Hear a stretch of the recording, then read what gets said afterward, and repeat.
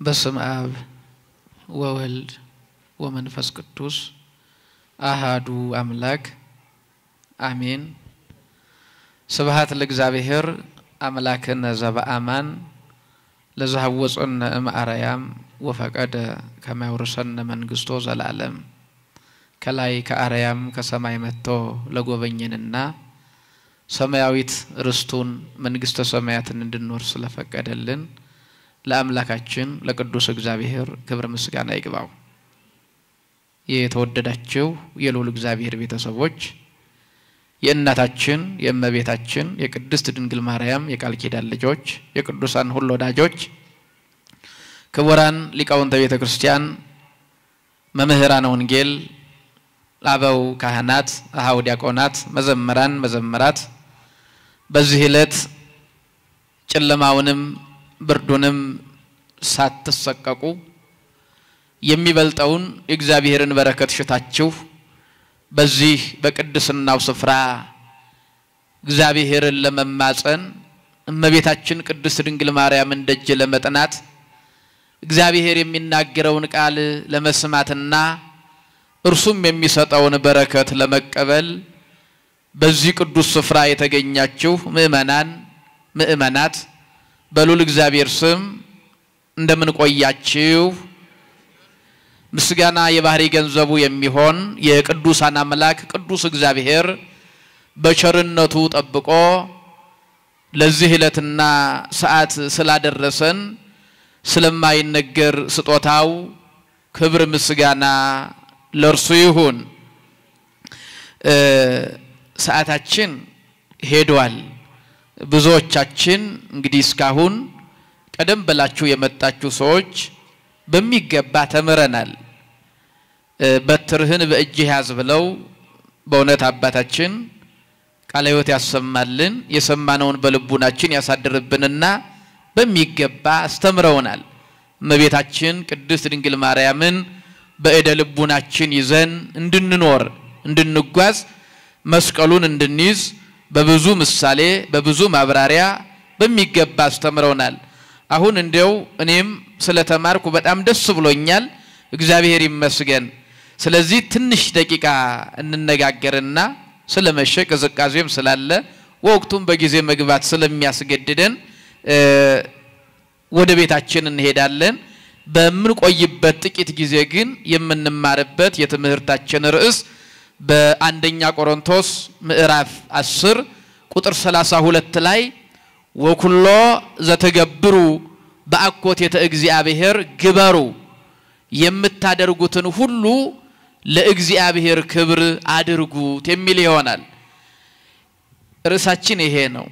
አንደኛ ቆሮንቶስ ምዕራፍ 10 ቁጥር 32 ላይ የምታደርጉትን ሁሉ ለእግዚአብሔር ክብር አድርጉት።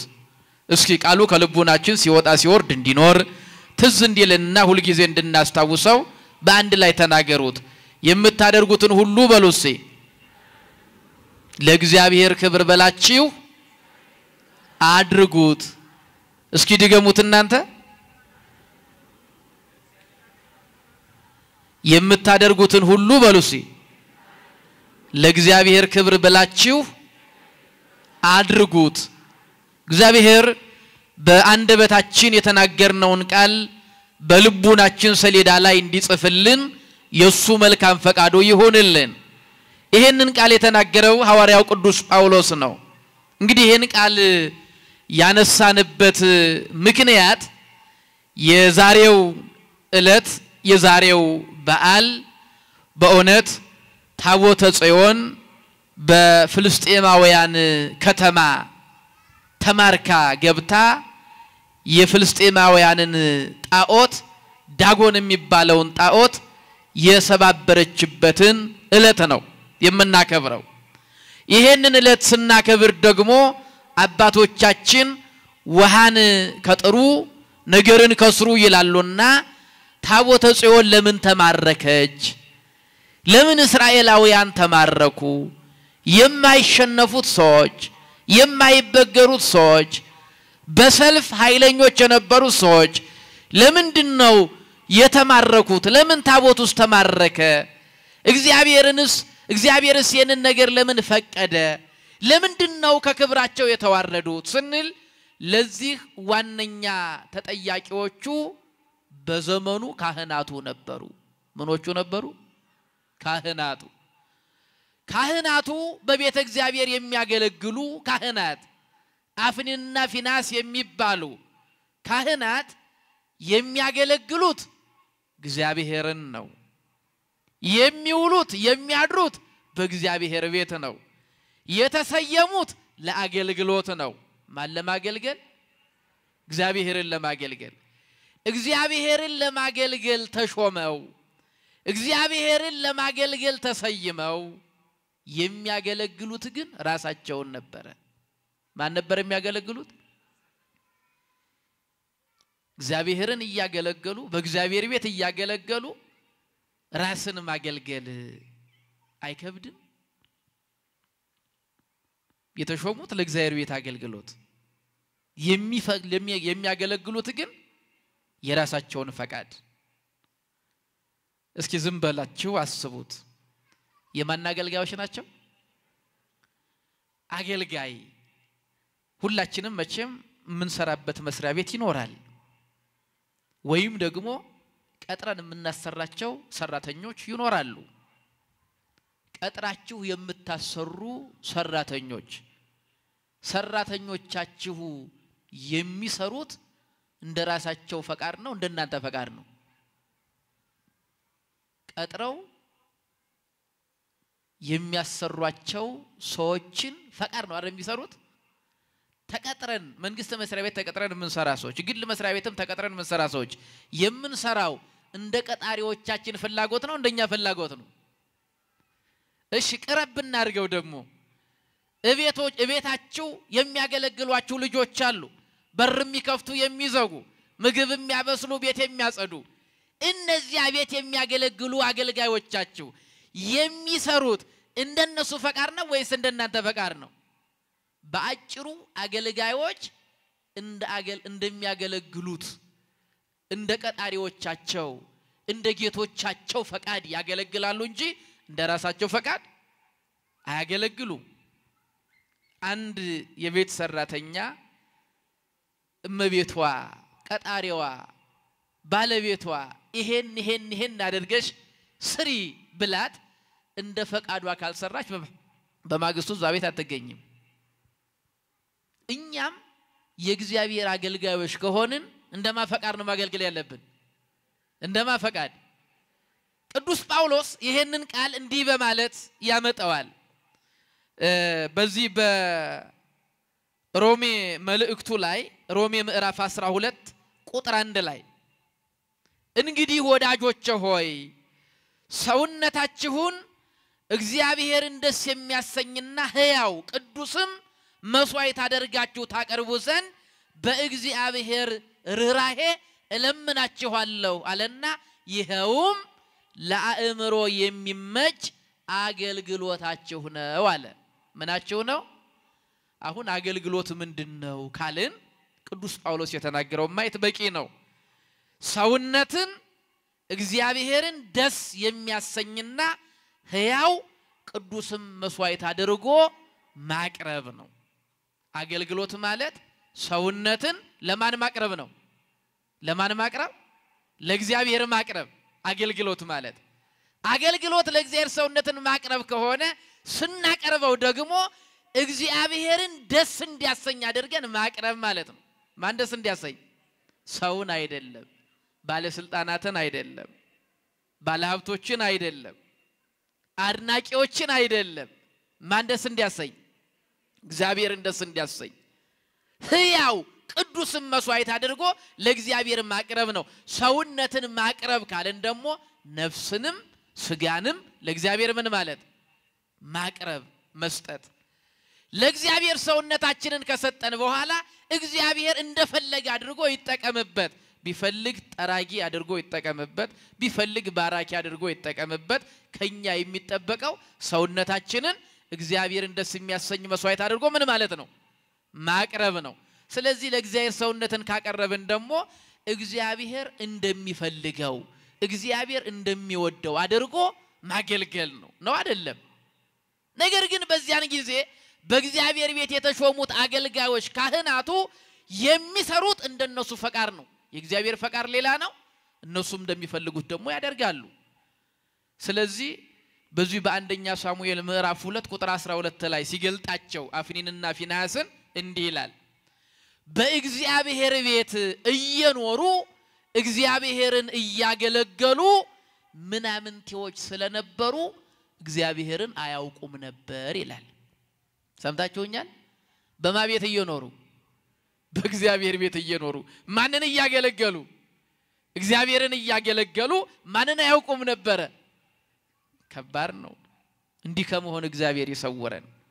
በእግዚአብሔር ቤት እየኖሩ የእግዚአብሔር አገልጋይ ተብሎ ተሰይሞ እግዚአብሔርን አለማወቅ መረገም ነው። አለመጠራት ይሻላል፣ አለመገኘት ይሻላል፣ አለማገልገል ይሻላል።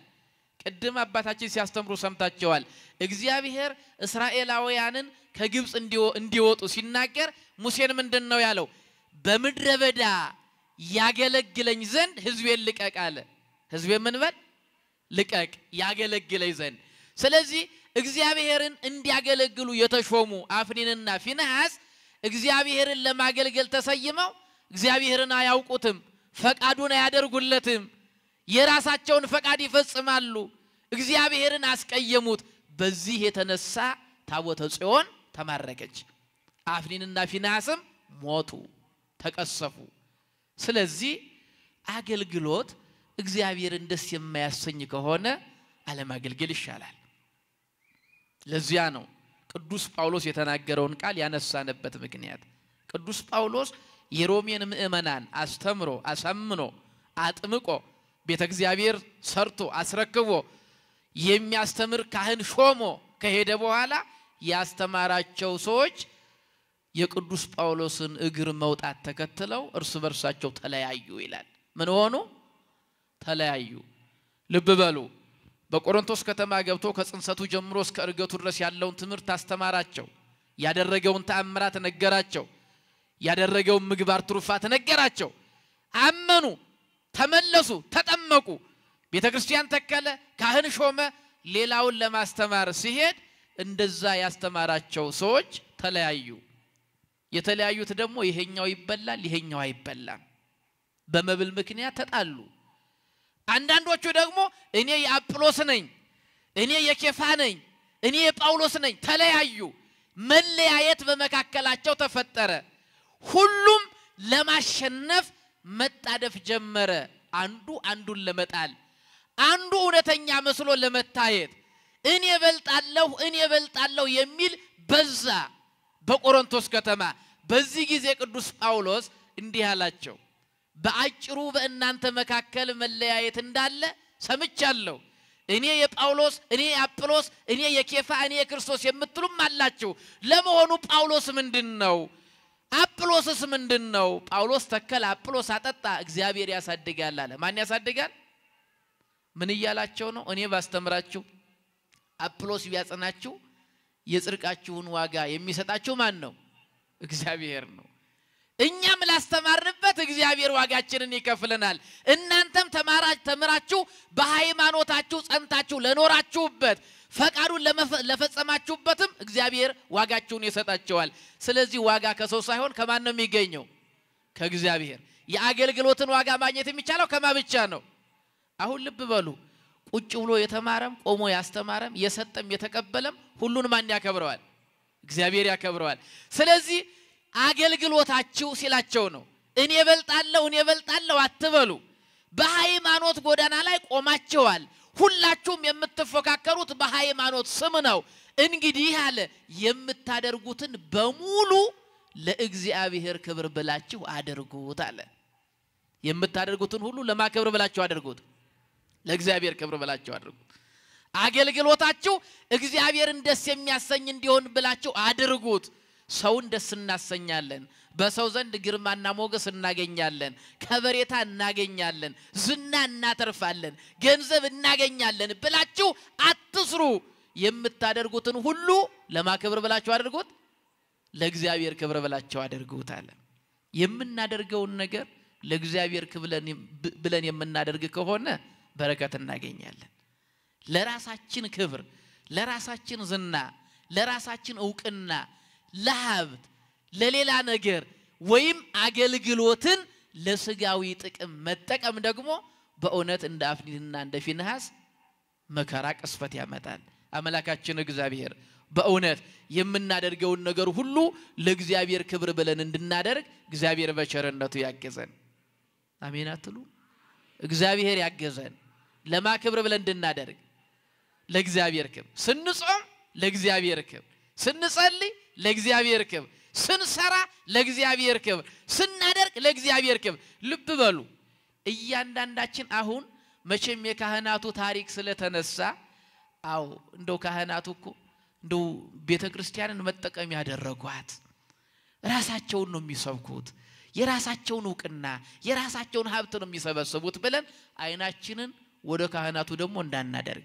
ሁላችንም የእግዚአብሔር አገልጋዮች ነን የማን አገልጋዮች አገልጋይ ያልሆነ ፍጡር የለም ምን ያልሆነ አልኳችሁ ያለ ዓላማ የተፈጠረ ፍጡር የለም ላያገለግል የተፈጠረ ፍጡር የለም እያንዳንዳችን የእግዚአብሔር አገልጋዮች ነን እንዴት እንደሆነ እንይ በጥቂቱ ልብ በሉ ቤተክርስቲያን የክርስቶስ አካል ናት የማን አካል ናት ክርስቶስ ደግሞ የቤተክርስቲያን ራስ ነው እያንዳንዳችን ምእመናን ደግሞ የቤተክርስቲያን የአካል ክፍሎች ነን የምን ክፍሎች የአካል ክፍሎች ሮሜ ምዕራፍ አንደኛ ቆሮንቶስ ምዕራፍ 12ን በደንብ ይዩት አንደኛ ቆሮንቶስ ምዕራፍ 12ን በሰውነታችን ላይ በአንድ አካል ላይ ብዙ የአካል ክፍሎች እንዳሉ ሁሉ ይላል ቅዱስ ጳውሎስ እኛም እንደዚሁ ብዙዎች ስንሆን በክርስቶስ አንድ አካል ነን ስንት አካል ነን ስንታይ ብዙዎች ነን ብዙ አይነት ቋንቋ የምንናገር በተለያየ ቦታ የምንኖር የተለያየ ጸጋ ስጦታ ያለንን ግን በክርስቶስ ስንት አካል ነን አንድ አካል ነን ስለዚህ በአንዲቷ ቤተክርስቲያን ላይ ያለን የተለያየን የአካል ክፍሎች ነን በአንድ አካል ላይ የተለያዩ ክፍሎች አሉ አይን አለ እጅ አለ ጸጉር አለ ልብ አለ ኩል አለ ይሄን ሁሉ ልክ የተለያዩ ብዙ ነርቮች በአንድ ሰውነት ላይ እንዳሉ ሁሉ በቤተክርስቲያንም ላይ ብዙ ምእመናን አሉ ደግሞ የብልቶቹ ስራም አንድ እንዳይደለ ይላል የአካል ክፍሎቻችን ስራቸው አንድ አይነት ነው የአይን ስራው ይለያል ከጆሮ የጆሮም ከአፍንጫ ይለያል እያንዳንዳቸው የየራሳቸው ስራ አላቸው ስለዚህ እንደዚሁ ሁላችንም የተለያየ ጸጋ ደግሞ አለን ምን አይነት ጸጋ አልኳችሁ የተለያየ ጸጋ የማስተማር ጸጋ ያለው አለ ቁጭ ብሎ የመማር ጸጋ ደግሞ ያለው አለ የሚሰጥ አለ የሚቀበል አለ ልብ በሉ ማገልገል ማለት መቀደስ ነው ብለን ከደመደምን አስቀዳሽ ከሌለ ቀዳሽ ምን ይሰራል የሚቀደሰው ለህዝቡ ነው አይደለም የሚዘምረው ነው አገልጋይ ካል የሚሰማ ከሌለ መዝሙሩ ምን ይሆናል የሚያገለግል ማለት የሚሰጥ ነው ብለን ከደመደምን የሚቀበል ከሌለ ለማን ይሰጣዋል አያችሁ የሚሰጥም በመስጠት ማን ያገለግላል እግዚአብሔርን ያገለግላል የሚቀበልስ እግዚአብሔርን ያገለግላል የሚቀበል ከሌለ ሰጪ የለም ማለት ነው የሚሰማ ሰው ከሌለ አስተማሪ የለም ማለት ነው የሚያስቀድስ ከሌለ ደግሞ ቀዳሽ የለም ማለት ነው ስለዚህ በአጭሩ ሁላችንም የየራሳችን ድርሻ አለን ነው ድርሻ የሌለው አገልግሎት የሌለው ማንንም የለም ሁላችንም ምኖች ነን አገልጋዮች ነን እግዚአብሔርን ዘያሲ ተወካፊ ይለዋል የሚሰጥ የሚቀበል ማለት ነው የሚሰጥ ምን የሚል የሚሰጥ ማን ነው እግዚአብሔር ነው የሚሰጥ እግዚአብሔር ነው ሁሉን ከእግዚአብሔር ተቀበለናል ሁሉን የሰጠን እግዚአብሔር ነው እግዚአብሔር ሰጪ ነው እግዚአብሔር ደግሞ ምንድነው ተቀባይ ነው እግዚአብሔር ሰጪ ነው እግዚአብሔር ደግሞ ምንድነው በባለ ጸጋ ላይ አድሮ እግዚአብሔር ይሰጣል የሚቀበለው ሰው በእውነት ሰው ሰጠኝ ሳይሆን የሚለው ማን ሰጠኝ ነው እግዚአብሔር ሰጠኝ በሰው ላይ አድሮ እግዚአብሔር ሰጠኝ እግዚአብሔርን ያመሰግናል እግዚአብሔር ይስጥልኝ ብሎ እግዚአብሔርን ያመሰግናል የሚሰጥ ሰው እግዚአብሔር አድሮበት ወይም እግዚአብሔር በሰጭ አድሮ ይሰጣል እግዚአብሔር ደግሞ በደሃ አድሮም ይቀበላል በማን አድሮ ይቀበላል በደሃ አድሮ ይቀበላል እግዚአብሔር ይቀበላል እግዚአብሔር ይሰጣል ስለዚህ የሚሰጥም የሚቀበልም የሚሰማም የሚናገርም የሚቀድስም የሚያስቀድስም የሚዘምርም ከበሮ የሚመታም ሁሉም ቤተ መቅደሱን የሚያጸዳም የሚሰራም ሁሉም ምንድነው ማለት ነው አገልጋይ ነው አሁን ባጭሩ ሁላችንም አገልጋዮች ነን በተሰማራንበት አገልግሎት በተሰጠን የጸጋ ስጦታ ባለን ችሎታ ባለን አቅም የምናገለግል ሁላችን የምታደርጉትን ሁሉ ለማክብር ብላችሁ አድርጉት ለእግዚአብሔር ክብር ብላችሁ አድርጉት ስንሰጥ እግዚአብሔር ይከብራል ብለን ስንቀበልም ለእግዚአብሔር ክብር ስንበላም ስንጠጣም ለእግዚአብሔር ክብር ስንናገርም ለእግዚአብሔር ክብር ለእግዚአብሔር ክብር ብላችሁ አድርጉት እንግዲህ አገልግሎት በእውነት መንፈሳዊ የሚሆነው ይላሉ የቤተክርስቲያን ሊቃውንት ስለ አገልግሎት ሲናገሩ አንደኛው የሚሰራው በመንፈስ የሚደረገውም ለመንፈስ መንፈሳዊ ሀብትን መንፈሳዊ በረከትን አገኛለሁ ብሎ መሆን አለበት ይላሉ መንፈሳዊ ነገር አገኛለሁ ሰው ያየኛል አይደለም አለቆቼ ደስ ይላቸዋል አይደለም በሰው ዘንድ ዝናን ክብርን አገኛለሁ ብለን አይደለም የምናደርገው ነገር ሁሉ ለማክብር ብለን ማድረግ ሰማያዊ ዋጋ አገኝበታለሁ የማይታየው አምላክ ይከፍለኛል ብለን ምድራዊ ጥቅም ምድራዊ ሀብት ምድራዊ ስጋዊ ነገር ፈልገን አለማድረግ እንደ አፍሪድና እንደ ፊንሐስ ማለት ነው እግዚአብሔር ያየኛል እግዚአብሔርን ደስ አሰኘዋለሁ ብሎ ማድረግ ነው የአገልግሎት መርሁ መሆን ያለበት ነው አንድ ነገር እንበልና ይበቃናል ጥበበኛው ሶሎሞን የእግዚአብሔርን ቤተ መቅደስ በኢየሩሳሌም አደባባይ ላይ ለመጀመሪያ ጊዜ እንዲሰራ እግዚአብሔር የፈቀደለት ሰው ነው የመጀመሪያውን ቤተ መቅደስ የሰራው ሶሎሞን ነው ሶሎሞን የእግዚአብሔርን ቤተ መቅደስ በኢየሩሳሌም አደባባይ ላይ ሲሰራ በዓለም አሉ የተባሉ ጥበበኞችን ጠርቶ በእነሱ ነው ያሰራው በምድር ላይ አለ የተባለ ማዕድናትን ተጠቅሟል ወርቅ እንቁ ኢያሰጲድ ቢረሌ እብነበረድ ጽድ ዝግባ የመሳሰሉትን ተጠቅሟል በዓለም ላይ አሉ የተባሉ ጥበበኞች ተሳትፈውበታል በዓለም ላይ አለ የተባለ ማዕድንም ተካቶበታል ቤተ መቅደሱ ተሰርቶ ውብ ድንቅ ሆኖ ተሰርቶ ሲያበቃ በዓለም አሉ የተባሉ ጥበበኞችን ፈላስፎችን ታዋቂዎችን ነገስታትን መሳፍንትን መኳንንትን ለምርቃቱ ጠራ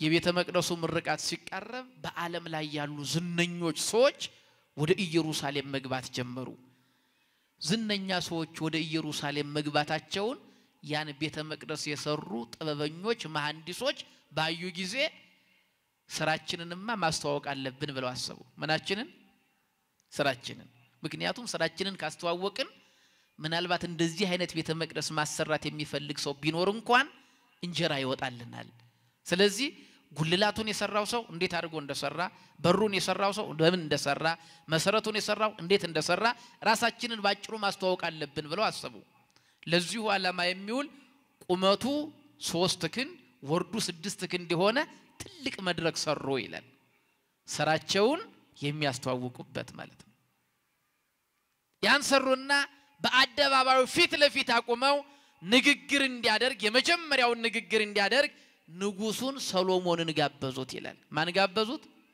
ሶሎሞንን ያው ከሶሎሞን የሚጠበቅ ሪፖርት አለ መቼም ቤተ መቅደስ ተሰርቶ ሲያልቅ የምንሰማው ሪፖርት አለ አይደለም ለመስራት ያሳሰበን ይሄ ነገር ነው ይሄን ያክል ዘመን ፈጀብን ይሄን ያክል ገንዘብ ፈጀ እንደዚህ አይነት ሰዎች እርዳታ ሰጡ ተብሎ ሪፖርት እንደሚደረገው ሁሉ ከሶሎሞንም አንድ የሚጠበቅ ሪፖርት ነበረ ቤተ መቅደሱን ለመስራት ምን እንዳሳሰበው ስንት ዓመት እንደፈጀበት ጥበበኞቹን ከየት ሀገር እንዳስመጣ ምን አይነት ማዕድናት እንደተጠቀመ ስፋቱ ወርዱ ይሄን የመሳሰለ ነገር ፈላስፎቹ እንግዶቹ ይጠብቃሉ ሶሎሞን እዚያ መድረክ ላይ ሊቆምበት አልወደደም ይላል በጉልበቱ ተንበረከከ አይኑን ወደ ሰማይ አቀና እጁን ዘረጋ እንዲህ አለ አቤቱ የዳዊት አምላክ እግዚአብሔር ሆይ ቤትህን በዘመን የሰርተኸዋልና አመሰግንሃለሁ አለ። ሰምታችሁኛል? ሁለተኛ ዜና መዋዕል ምዕራፍ 6 ላይ ነው። አቤቱ አምላኬ እግዚአብሔር ሆይ ቤትህን በዘመን የሰርተኸዋልና ምን እልሃለሁ? ቤትህን በዘመኔ ምን ብለዋል? አሁን ምን እያለ ነው? ቤቱ የማን ነው እያለ ነው? የእግዚአብሔር። ቤቱ ያንተ ነው አለ። የሰራኸውም ደግሞ በዘመኔ ምን ብለዋል? ሰርተኸዋልና። የሶሎሞን ድርሻው ምንድነው ካላችሁ ቤተ መቅደሱ ሲሰራ ነበረ ነው። በዘመኔ በእኔ ዘመን እኔ ንጉስ በሆንኩበት ዘመን በነገስኩበት ዘመን እኔ በተቀባውበት ዘመን ብቻ ሰርተዋል አለ። ቀጠለና አንተ መሰረቱን ጀመርህ አንተ ደግሞ ጉልላቱን ፈጸምህ አለ። ማን ጀመረ ማን ጨረሰ? አሁን ራሳቸው ሊያስተዋውቁ የተሰለፉ መሐንዲሶች ከዚህ በኋላ የሚናገሩት ነገር አላቸው። ንጉሱ ባለቤቱ ምን አለ? አንተ መሰረቱን ጀመርክ አንተ ደግሞ ጉልላቱን ፈጸምህ አለ። የምታደርጉትን ሁሉ ለእግዚአብሔር ክብር ብላችሁ አድርጉት። አሁን በዚህ ዘመን ቢሆን ቤተ መቅደስ እንደዚህ አይነት ቤተ መቅደስ ይሰራው እንዴ ስንት ዘመን አውርተንበት ይሆን? አሁን የሚሰሩ ሰዎች አሁን እንደው ሌላው ይቅር ከምእመናን ገንዘብ ሰብስበው የሚሰሩ ኮሚቴዎች እንኳን እኮ ስማቸው በእምነበረድ ተጽፎ ካልተለጠፈ የሚያቆርፉ ይኖራሉ። ይሄ ምድራዊ ዝናን መፈለግ ምድራዊ ዕውቅናን ምድራዊ ከበሬታን አንቱ ውዳሴ ከንቱን ከመፈለግ አንፃር ማለት ነው። አሁን ሶሎሞን ይሄን አልፈለገም። ከዚህ በኋላ ሶሎሞን በእውነት የሶሎሞን አምላክ እግዚአብሔር ለራሱ የሚሰራው ቤት ምን አይነት ነው ብለው ደግሞ እንዳያደንቁ ቀጠለ ንግግሩን። አንተ ሰማይ ዙፋኔ ነው ምድርም የእግር መረገጫ ናት፣ ይቺ ቤት ደግሞ ጠባብ ናት አለ። ላንተ አትሆንህምና እባክህ በረድኤት ተገለጥባት ብሎ ሶሎሞን ጸለየ። ያን ጊዜ እግዚአብሔር በህልሙ ተገለጠለት እንዲህ አለው የሰራህልኝን ቤት መርጬዋለሁ አለው። ምን ብዬዋለሁ? መርጬዋለሁ ቀድሼውም አለው። አይኖቼና ልቤ ለዘወትር በዚህ ቤት ይሆናሉ። ህዝቤ ኃጢአት ቢሰሩ እዚህ ቦታ መተው ንስሐ ቢገቡ ድምጻቸውን ከፍ አድርገው ቢለምኑ ከሰማይ ሆኜ እሰማለሁ አለ። ክብር ምስጋና ለእግዚአብሔር ይሁን። ስለዚህ የምናደርገው ነገር በአጠቃላይ እግዚአብሔርን ደስ ከማሰኘት አንፃር ስንሰጥም ግቢ ስንጠርግም ስንዘምርም ስንሰማም ስንመጣም ስናስቀድስም ስንናገርም ስናደርግም በአጠቃላይ የምታደርጉትን ሁሉ ለእግዚአብሔር ክብር ብላችሁ አድርጉት። ማን ደስ ይበለው? እግዚአብሔርን ደስ የሚያሰኝ ስራ በህይወታችን ሰርተን እግዚአብሔርም ደስ ተሰኝቶ ዋጋችን እንዲከፍለን የሱ መልካም ፈቃዱ ይሁንልን። እንግዲህ ከዛሬው በዓል የምንማረው አንዱ ይሄ ነው። እግዚአብሔርን ለማገልገል ተሾሞ ክርስቲያን ተብሎ አንገቱ ላይ ክር አስሮ በመንፈሳዊ ሰበብ በመንፈሳዊ ስም በመንፈሳዊነት ስም የራሱን ምድራዊ ፍላጎት የሚያሟላ ከሆነ የመጨረሻው ዋጋ እንደ አፍኒና እንደ ፊናስ ይሆናል ነው። በዘመኑ ልብ በሉ ዳዊትን ተመልከቱ። ዳዊትም በዘመኑ የእግዚአብሔርን ሐሳብ ካገለገለ በኋላ አንቀላፋ ነው የሚለው። አባቶቻችን በዘመናቸው የማን ፈቃድ ነው የሚያገለግሉት? ከሰው ይልቅ ለእግዚአብሔር ልንታዘዝ ይገባል። ስለዚህ በእውነት የምናደርገው ነገር ሁሉ እግዚአብሔርን ደስ የሚያሰኝ ነገር እንዲሆን እግዚአብሔር ይርዳን። የሰማነውን በልቦናችን ያሳድር።